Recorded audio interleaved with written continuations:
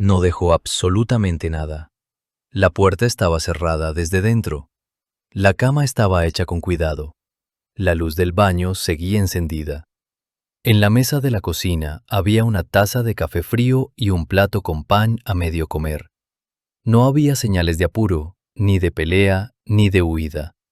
Pero Tomás Rivas no estaba en la casa. Era una mañana gris en un pequeño pueblo del sur de Chile, rodeado de bosques densos, montañas húmedas y caminos de tierra que casi nadie transitaba de noche. Allí vivía Tomás, un hombre de 38 años, trabajador forestal, de vida simple y costumbres repetidas. No tenía problemas conocidos, no debía dinero y no hablaba de irse a ningún lado. Vivía solo en una casa de madera, a unos minutos del borde del bosque. Desde la ventana se veía una línea de árboles altos, siempre cubiertos por una niebla ligera. Cada mañana se levantaba antes de que saliera el sol, preparaba café, revisaba su teléfono y salía al trabajo con su mochila verde colgada al hombro. Siempre pasaba por el mismo camino y saludaba a los mismos vecinos con un gesto corto de la cabeza. Tomás era callado, pero amable. En el trabajo cumplía sin problemas. No se metía en discusiones. Los fines de semana caminaba con su perro por los senderos del bosque o se quedaba en casa viendo televisión. Su vida no tenía grandes cambios ni sobresaltos. El día que desapareció no fue diferente.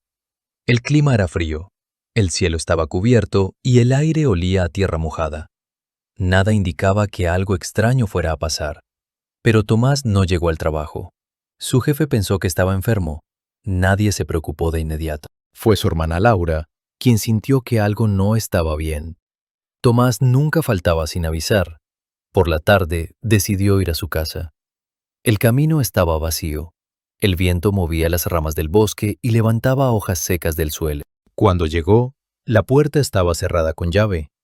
Las luces estaban encendidas. Laura llamó varias veces. No hubo respuesta. Usó su copia de la llave y entró. Dentro, todo parecía normal. Demasiado normal. La taza de café estaba fría, pero recién usada.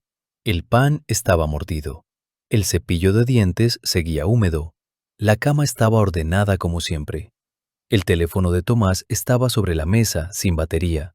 Sus botas de trabajo seguían junto a la puerta. Laura caminó por la casa, habitación por habitación, diciendo su nombre en voz alta. El silencio era pesado. Desde afuera llegaba el sonido del viento chocando contra los árboles y el crujido de las ramas. El perro de Tomás tampoco estaba. El corazón de Laura empezó a latir más rápido. Algo no encajaba. Tomás no se habría ido sin su teléfono, sin sus botas, sin su perro. No era su forma de actuar. Llamó a la policía esa misma tarde. 2 oficiales llegaron y revisaron la casa con calma. Tomaron fotos, hicieron preguntas, miraron cada rincón.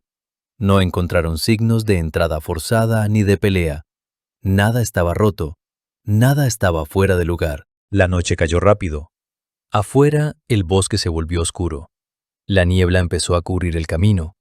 Laura se quedó sentada en la cocina, mirando la taza de café, sin poder entender cómo alguien podía desaparecer sin dejar rastro. A la mañana siguiente comenzó la búsqueda. Vecinos, bomberos y voluntarios se reunieron en la entrada del bosque. Llevaban linternas, cuerdas y perros de rastreo. El aire estaba frío y húmedo. El suelo estaba cubierto de hojas mojadas. Caminaron en grupos, llamando el nombre de Tomás. Las voces se perdían entre los árboles. El bosque era denso. La luz apenas entraba. El olor a musgo y madera vieja llenaba el aire. Algunos senderos eran estrechos. Otros estaban cubiertos por ramas caídas. Había zonas con barro profundo y raíces expuestas. Cada paso era lento. El silencio solo se rompía por el sonido de las botas sobre la tierra y el viento moviendo las copas de los árboles. Los perros caminaban en círculos.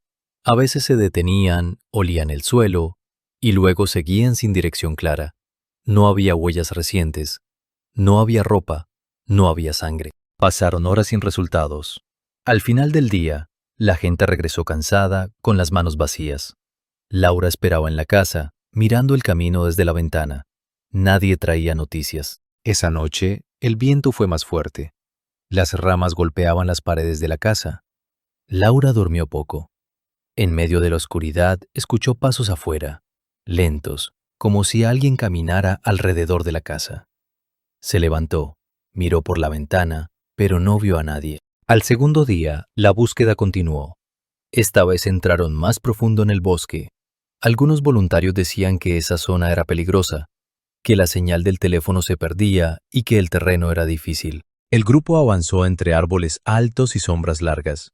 La niebla se movía lentamente entre los troncos. El aire estaba frío y pesado. Nadie hablaba mucho. Solo se escuchaban respiraciones y pasos. En un pequeño claro, algo llamó la atención de uno de los bomberos. Era una mochila verde apoyada contra un árbol. Era la mochila de Tomás. Estaba limpia. No tenía rasgaduras. Dentro estaban sus guantes, una botella de agua y su almuerzo, intacto. No había señales alrededor, ninguna huella, ningún rastro de lucha. El silencio se volvió más fuerte. Nadie entendía por qué la mochila estaba ahí, sola, sin señales de lo que había pasado con su dueño. Laura llegó al lugar poco después. Cuando vio la mochila, sus manos empezaron a temblar. La reconoció de inmediato. Era la que Tomás usaba todos los días para ir al trabajo. La policía marcó el área, tomó fotos y revisó el suelo. No encontraron nada más. Era como si Tomás hubiera dejado la mochila y se hubiera desvanecido en el aire. La búsqueda se amplió. Revisaron ríos, quebradas y zonas altas del bosque. Los perros seguían el rastro hasta el punto donde estaba la mochila y luego lo perdían por completo. Los días pasaron, luego las semanas. El cansancio se notaba en los rostros de todos. Cada jornada terminaba sin respuestas. Laura seguía yendo a la casa de su hermano. Regaba las plantas, limpiaba el polvo y dejaba las luces encendidas por la noche, como si Tomás fuera a volver en cualquier momento. Pero la casa seguía vacía. El bosque seguía en silencio, y Tomás no aparecía. Con el paso de los días, el pueblo empezó a sentirse distinto. Las calles se veían más vacías. La gente hablaba en voz baja. En las tiendas, en el trabajo, en la plaza, todos repetían la misma frase. Tomás no aparece. Laura permanecía en la casa de su hermano. Dormía en el sillón, con una manta encima, escuchando cada ruido del exterior. Por las noches, el bosque parecía más cercano, como si los árboles se acercaran lentamente a la casa. El viento movía las ramas y producía sonidos irregulares, a veces suaves, a veces fuertes, como golpes contra la madera. En una de esas noches, Laura escuchó algo diferente. No era el viento, eran pasos. Pasos lentos sobre la grava del camino. Se levantó con cuidado, caminó hasta la ventana y miró hacia afuera. La luz del poste iluminaba una parte del camino, pero no había nadie, solo hojas moviéndose. El silencio volvió a caer. A la mañana siguiente, la policía regresó para hacer más preguntas. Querían saber si Tomás había tenido problemas con alguien, si había recibido amenazas, si había mencionado algo extraño en los últimos días. Laura respondió lo mismo de siempre. Su hermano llevaba una vida tranquila. No hablaba de conflictos. No planeaba irse. Uno de los oficiales revisó el bosque cerca de la casa. Encontró huellas del perro de Tomás, pero se perdían a pocos metros de los árboles. No había señales de pelea. No había rastros de sangre. El animal simplemente había desaparecido junto con su dueño. Los voluntarios siguieron buscando. Caminaban durante horas bajo la lluvia ligera, con la ropa húmeda y el cuerpo cansado. Algunos decían sentir una sensación extraña en ciertas partes del bosque, como si el aire se volviera más pesado. Otros escuchaban sonidos lejanos, como susurros, pero al mirar alrededor no veían a nadie. En una ocasión, uno de los bomberos aseguró haber visto una sombra moverse entre los árboles. Pensó que era Tomás. Corrió hacia esa dirección, pero solo encontró ramas y hojas. La sombra se había ido. Pasaron 2 semanas. La búsqueda se hacía más lenta. Menos personas se presentaban cada día. El cansancio y la falta de resultados empezaban a notarse. Laura seguía esperando. Cada mañana abría la puerta, miraba el camino y observaba el bosque.